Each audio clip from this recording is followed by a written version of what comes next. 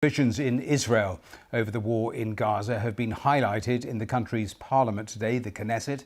Families of Israeli hostages who are still being held in Gaza have broken through security and stormed a finance meeting. Well, they were protesting that the finance committee was actually sitting, deliberating, while their children were still in captivity.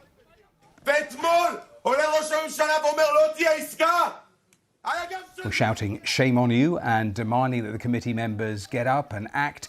The families called for the government to do more to secure the release of their loved ones. The protest highlights growing domestic dissent in Israel about the war with Hamas that's now in its fourth month. Well, it comes as Palestinians in southern Gaza say the Israeli bombardment is the most intense they've experienced since the war began. The Gaza Health Ministry says that 190 Palestinians have been killed in the last 24 hours. Well, let's go live to Jerusalem and to our Middle East correspondent, Mark Lowen. And Mark, let's start with those events in the Knesset. Just give us a sense of how much pressure Benjamin Netanyahu is now coming under from hostage families. I think pretty significant pressure, Matthew, and growing by the day. This was quite dramatic scenes, although the numbers themselves were quite small. But the fact that these family members managed to get into that finance committee meeting, I mean, we think actually they were probably invited by another committee into the Knesset, and then once they finished their appearance, they then sort of pushed through security into the finance committee. You can just see the depth of emotion. I mean, one person shouted, "We won't let you breathe until our kids come back." Another held a placard saying, "You will not sit here while they die there." There is a real sense from many of the relatives of the 130 or so hostages who are still not back here in Israel, unknown how many of them are dead, that the government is not doing enough to prioritise their release. And last night, on Sunday night, Benjamin Netanyahu gave a press conference in which he said he would flatly reject any hostage release deal that would ensure that Hamas could regroup in Gaza, that Israel would have to withdraw its troops, and that would allow Palestinian prisoners to be released from Israeli jails. He said he would not strike a deal with, as he put it, those Hamas monsters. So, he is determined to push on with this offensive with the aim, in his words, of complete destruction of Hamas. But the families of the hostages and many Israelis, in fact the majority of Israelis according to opinion polls, feel that the priority needs to be the release of those hostages.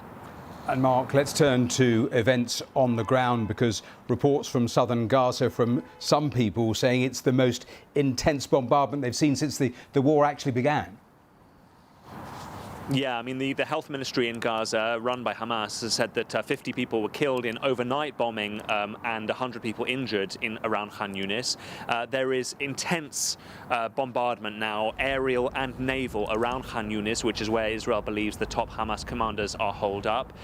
It is focusing also around a couple of hospitals in the south, one of which has been stormed, with Israeli troops arresting the medics or taking them in for questioning, the medics inside that hospital, and another one, it has been surrounded, we understand, by Israeli tanks. Israel insists, of course, that medical facilities are being used by Hamas to launch attacks against Israeli soldiers. That is something that is denied by the medics and by the authorities down in Gaza.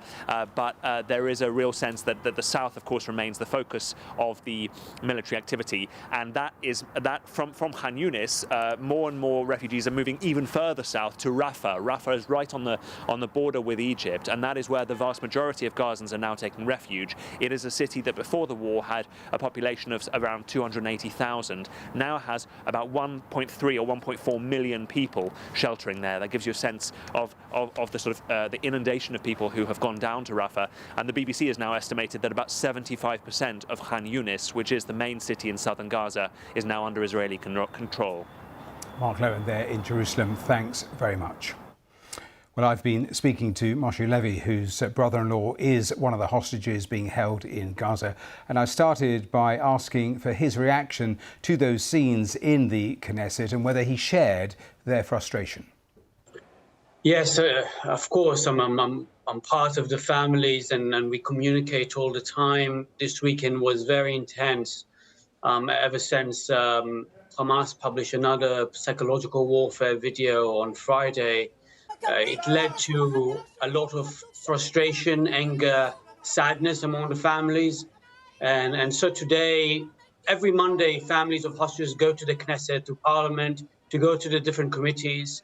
One of the committees, the Finance Committee, there was an issue of entering. So families decided to enter without a permission and voice their pain. I spoke with one of them earlier today, and I understand the reasons why they did it. They want the committees to continue discussing the issues of the hostages. Can you also see why they're questioning the basic strategy, the notion of maximum force to get more hostage releases, except it hasn't yielded anything, and there's a growing frustration among some of the family members about the basic strategy here?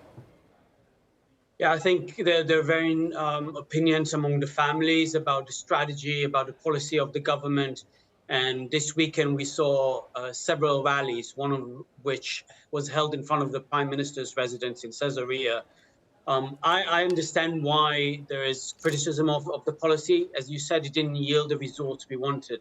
Hostages are not returning home. And then we receive news about killed hostages every week. And so we beg, and we don't beg, we demand the government to take our voices into account and ensure that the policy they implement in the Gaza Strip ensure that hostages return home. That needs to be the short-term goal of the government and of this operation, irrespective of the long-term goal of dismantling Hamas. I'll come back to that point in a moment, but let me ask you when and what you've heard most recently about your brother-in-law. So the last we've heard about my brother-in-law was in late November from one of the hostages who was released. He was alive then, but sadly we have no news about him or about any of the hostages held captive by Hamas. I wish I had a better answer, but the ICC is not allowed to visit them. We don't receive proof of life. And the Israeli authorities do all they can to provide us information, but obviously that's limited to an extent because of security concerns.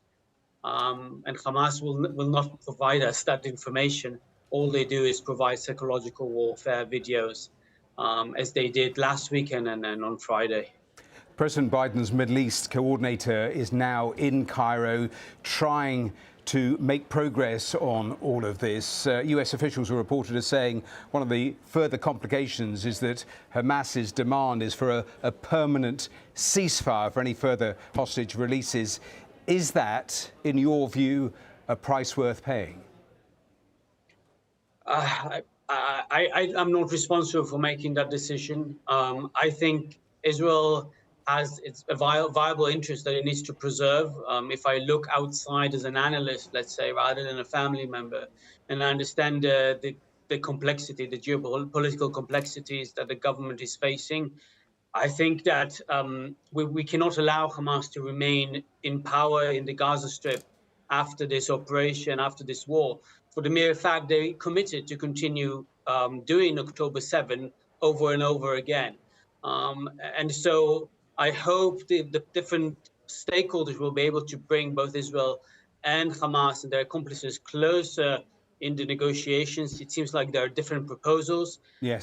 Families met the Prime Minister today, and he said that Israel provided a counter proposal over this weekend.